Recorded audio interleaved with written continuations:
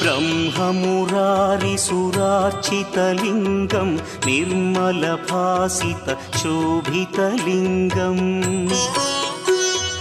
जन्मजदुःखविनाशकलिङ्गं तत्प्रणमामि सदा शिवलिङ्गम् देवमुनिप्रवरार्चितलिङ्गं कामदहन करुणाकरलिङ्गम्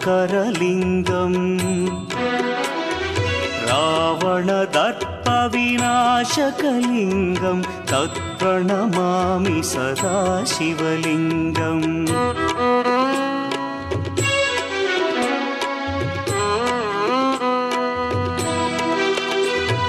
सर्वसुगन्धसुलेपितलिङ्गं बुद्धिविवर्धनकारणलिङ्गं सिद्धसुरासुरवन्द्यलिङ्गम्